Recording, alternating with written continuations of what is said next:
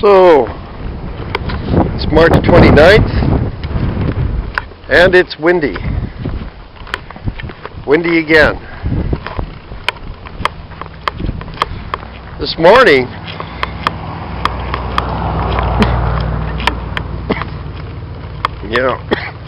whoa, windy and dusty.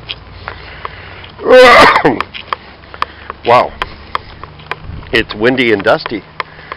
March 29th, or April 29th. April 29th. Wow, look at this. Some big development going on here with a crane. Wow. I wonder what they're doing. Huge crane. Okay. Well, I'll just mosey on this way anyway. Yeah. April 29th. Trying to take care of this clunky lens cap. So annoying.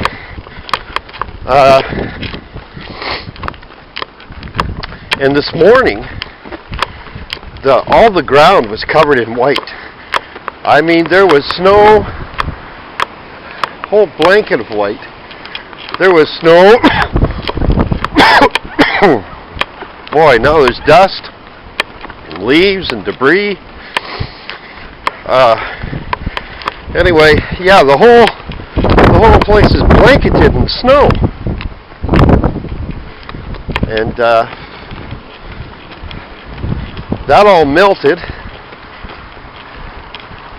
around by noon, sometime afternoon, and now we got dust and cold wind, really cold, nasty wind. I might add, not the friendly south wind, but a cold, nasty.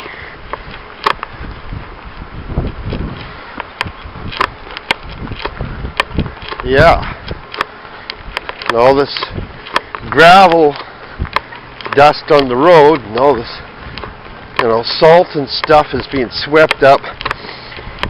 It's pretty rude, actually. Off the road, the streets, and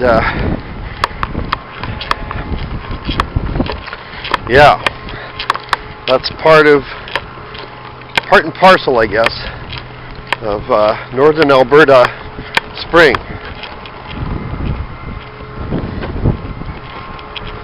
Someone once told me that they hated spring. It's the worst time of the year. They told me they hated spring. It's the worst time of the year up this way. Maybe they're right. I don't know. I like it because it's a reminder that summer is coming. But then depends on your definition of spring. For me, spring is not here yet. But sometime in mid-May, that's when we get spring in the north. That's my take on it. God bless you. Okay, it's April 29, 2013, and I'm doing my walkabout because I'm a pretty busy guy. Hold on a moment, I've got to adjust my backpack and pit myself against this wind.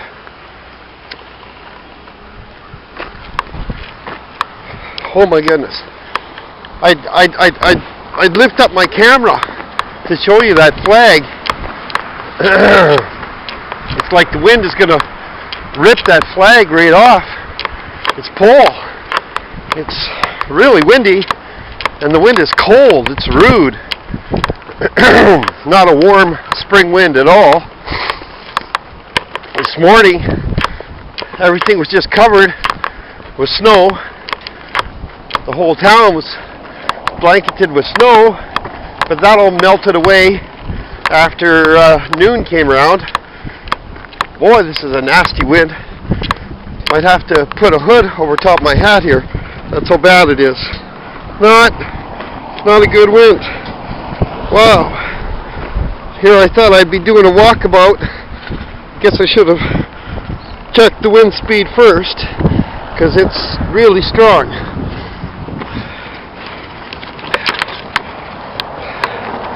Alright, see if that works. Keep my hat on.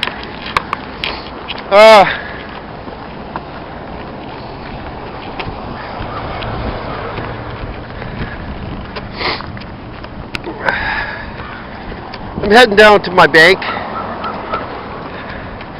Have some business to do there. Then to the post office. See what surprises are in my mailbox. I'm going to have to get to the hospital today at some point and pick up my forms for my ultrasound. I'll be taking a taxi to a big city. That's amazing. A taxi of all things. Yeah. In the middle of all this, there's dust blowing off the road, salt dust. Got to make sure you don't inhale it. It's pretty rude stuff. Yeah. You got a good mouthful here earlier. Yep. So, I wanted to do this walkabout on something dealing with men. I wanted to say that as men, we have a responsibility to society and women and children. And you know, I hear a lot of young men actually bitching about whores. And I don't think that they're really in much of a position to bitch, because they support whoredom. Okay? And our government supports whoredom. Okay? And society as a whole supports whoredom. Okay? That's the problem with our world, is that whoredom and promiscuity are actually supported. And so should it be any surprise that most women are whores? Of course, this is reflected on our children. They're going to just follow their example. And on it goes. And with each generation, of course, it gets worse. Men need to learn how to say, the buck stops here. Okay? That's what men need to do. Especially young men. Young men, pardon me, it's really rude dust and rude weather. What more can I say? It's rude. The backpack keeps sliding down here. No, I just want to make this clear. I hope some of you are listening. There's a reason why we live in this world that celebrates whoredom. And some of you young fellas think that's a really cool idea. Well, then don't bitch when she screws around on you. Don't bitch when she dresses in front of your friends like that. Don't complain, okay, when she can't properly take care of your kids because she's such a whore. She doesn't know the first thing about being a mother, okay? Don't complain, all right? Enjoy the hell that you helped make for yourself. Because I'm telling you, young man, you're just as much to blame, if not more. God bless you. Yeah, so here I am. I made it to the center. You see, this is my little town's healthcare center. That's right, Fox Creek. It's where I live. Unfortunately, I am going to be moving, but it is where I live. At least when I can move, when I get all my ducks in a row, I'm going to be getting out of here. So if any terrorists are putting their sights on me here, they better act fast, because I may not be here much longer. Because I tend to annoy people, so. And I got this, feeling of self-importance, etc., that, some terrorist. Oh, I'm terrified. Some terrorist is going to come and get me. I have, in the past, many years ago, I was getting emails, I kill you, but, you can't take these things seriously. But yeah, that's right, I do rock the boat.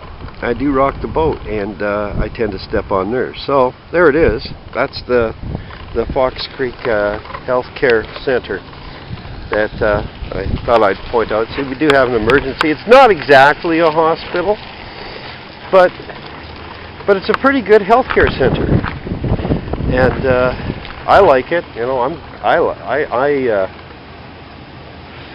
I think that it's for the size of the town and what we are. I think it serves the purpose, but well, there are other people who think otherwise.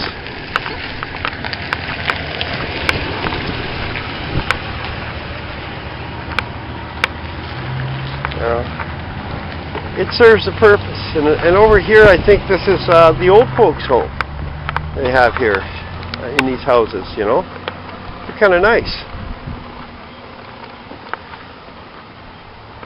I have a feeling they were going to put me in one of these units, and are you kidding me? I'm in my 50s.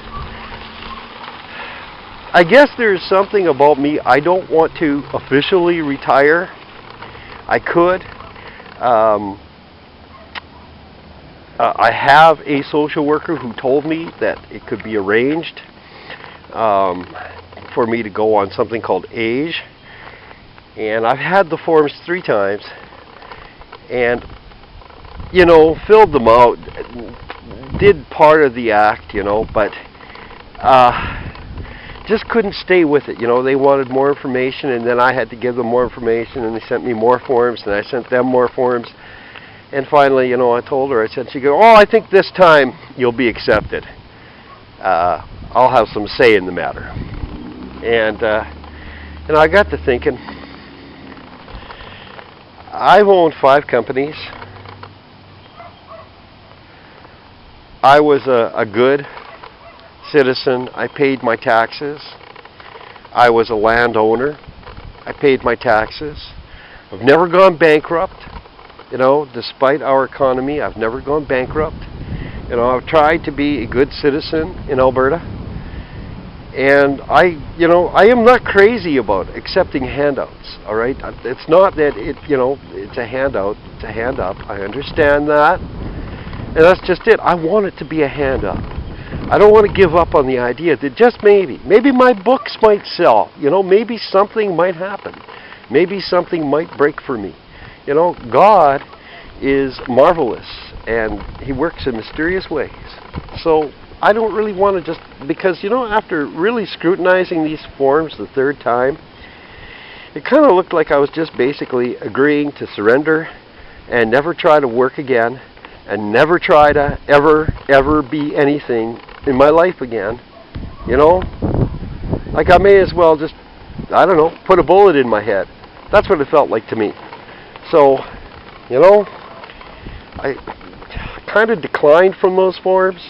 And I'm sure my social work, God bless her, whoever she is, can't even remember her name, understands. But I'm going to try, at least until I'm 60, I'm going to try. And if something doesn't give till I'm 60, then maybe I'll look at the age forms again. But I'm not a quitter. People think, the weirdest things about me. Anyway, there it is.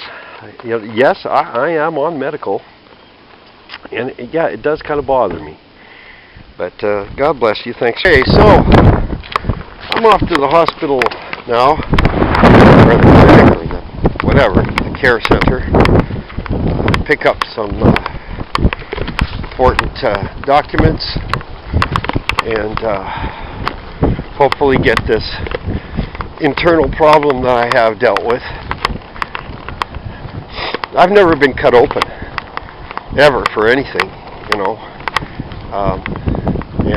So I guess I have a bit of a stigma about it.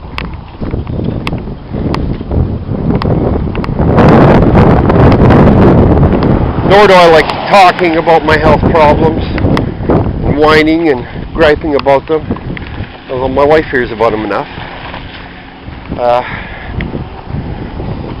But, you know, a lot of people do have health problems and they don't talk about it much. They just try to pretend it isn't happening. You know, men don't like to be troubled with little things, right? I know health is not a little thing, but you know, when you have to stay focused on important things, you can't get into this sort of psyche, this hypochondriac psyche, you know, you're feeling sorry for yourself for every ailment. You know what I'm saying? I think this is something that's kind of conditioned in men. That's my guess anyway. Maybe behaviorally, but I think also genetically. You know, maybe that's why men die faster. I don't know. You know, but yeah, you can't fight battles. You can't build bridges, and you can't, you know, make these accomplishments being a wimp. It just doesn't work, you know. So as a man gets older and his health starts to wane, he gets increasingly more ornery, you might say. You know, there's reasons for that. So young men, if you're wondering why the old boss is so ornery, well, just wait. You'll get your turn.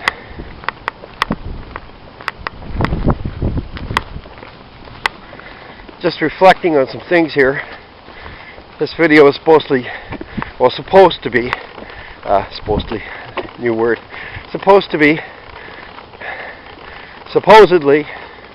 I like that. Anyway, based on some of the reasons why young men, and men in general, resort to pornography and illicit sex, and ruin themselves, and ruin society, and make a worse world for their children and their progeny.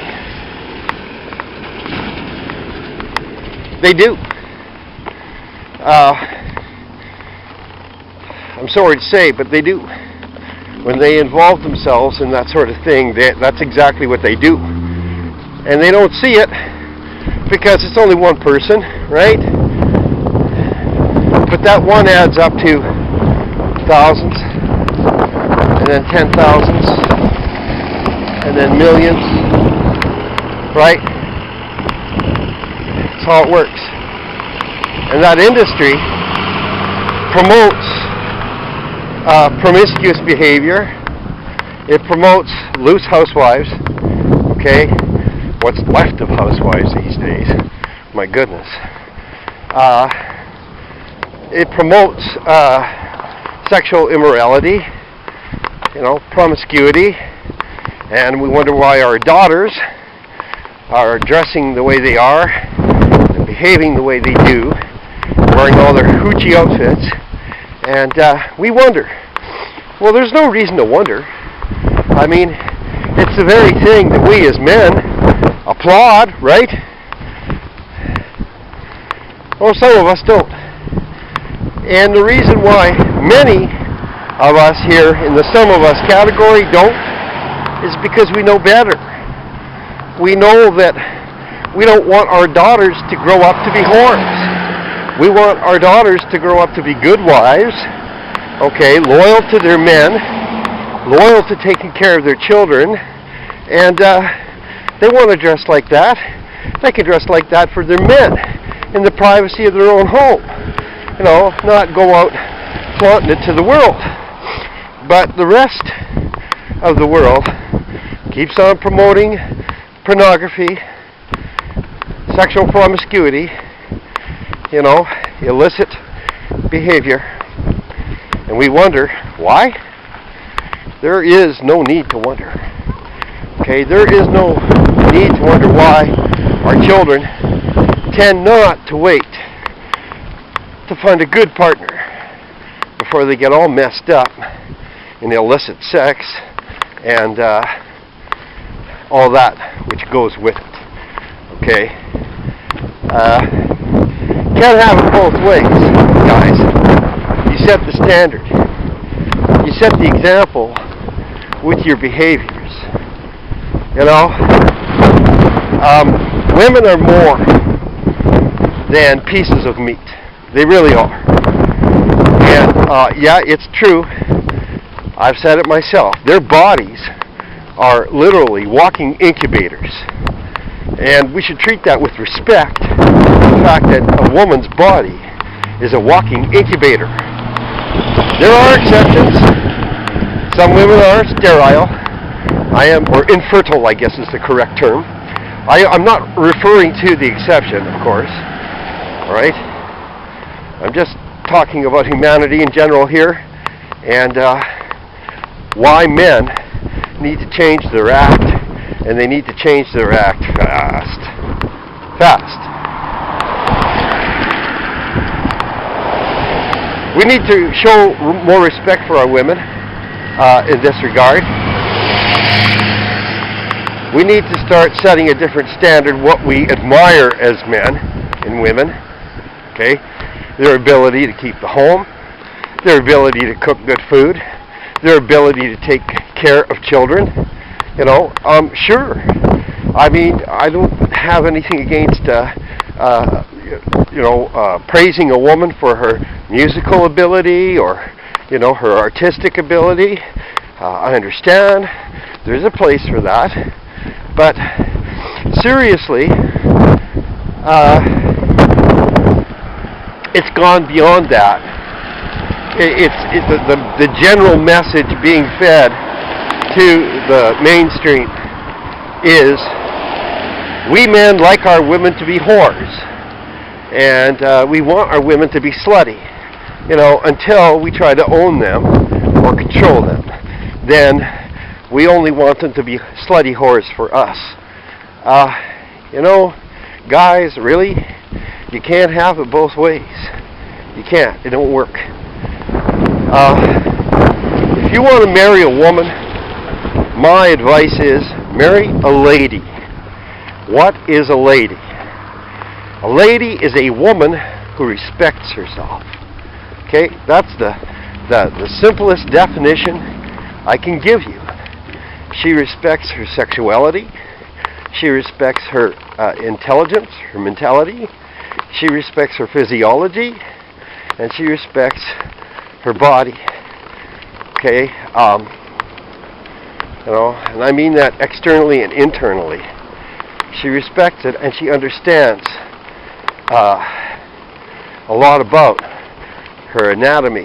She understands that by the time she's 30, the chances of producing a healthy baby start to wane every year. Okay? A lady knows this. Okay? Whores don't care. I hope you understand where I'm getting here, young men. Because it's the young men who are building our futures. It's the young men that I'm passing this on to. Well, I'm off to my clinic here. God bless you, and thanks for listening. I still got to get to my bank before they close, but you know, I can splice all these little bits and pieces together. I think that's what I'll do. This will be a splice job.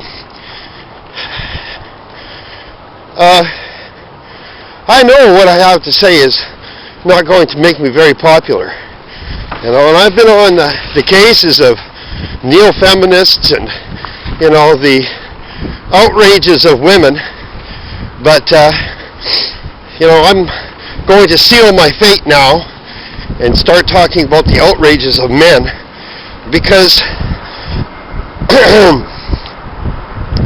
while it stands, despite the onslaught of corporate agendas to destroy the family unit and make merchandise of people and their cohorts, the so-called secular government, men still pretty much have an edge. I mean, it's not much of an edge, but it's a small enough of an edge, but big enough of an edge to actually make a difference. And we can. And as men, we can take back what was rightfully ours and start operating as men again. But until we set that standard, that precedent, no change is going to come. We're just going to sink in deeper and deeper. God bless you.